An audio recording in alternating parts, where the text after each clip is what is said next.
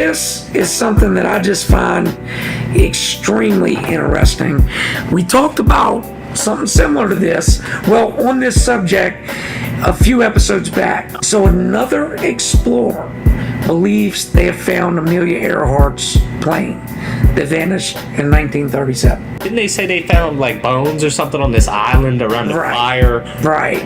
I think they did find her that day because I think they did tests on it. So several people have came out. There was another where on that island, they found a plane, like the bottom of a plane, and they tested and looked at it, and it wasn't the right one. They proved it.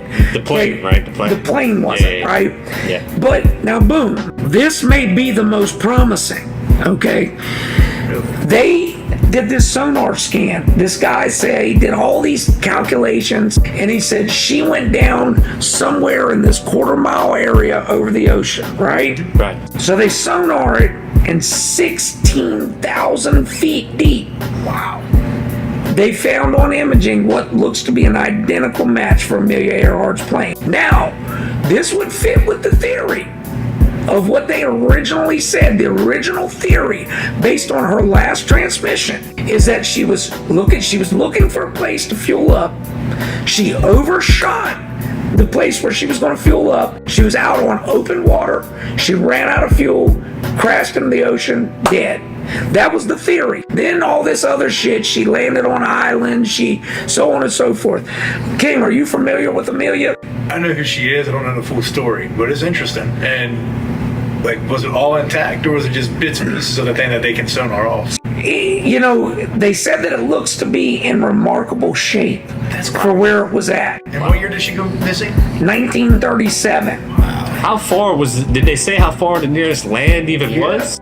I didn't get into that, but I'll say this. If it's where I think it was, where they were talking about before, it's probably only 100 miles from the nearest. I say only 100. That don't seem like a lot. But it's a lot. It is a lot. I mean, I guess if you have like a raft. But think about this. If you were 100 miles from Charlottesville, would you die? Right? The point is, yes, I know it's open ocean, but what I'm saying is it's sad that she crashed and the islands were only 100 miles away, is what I'm saying. I was just seeing if that tied into the bone thing. You know? Where was the crash at again? It was over the Atlantic. Yeah. Or the Pacific? It was the Pacific. It was one of the two of those. See, now we didn't research this part. We apologize. But now let me say this. I don't know if any of y'all realize just what a star Amelia Earhart was, okay? So what was the other dude? The Lindbergh, Charles Lindbergh. How many of you know about the Lindbergh baby? Okay. The Lindbergh sounds familiar. So look, Charles Lindbergh, you guys got to understand, this is when flight was in its infancy, okay?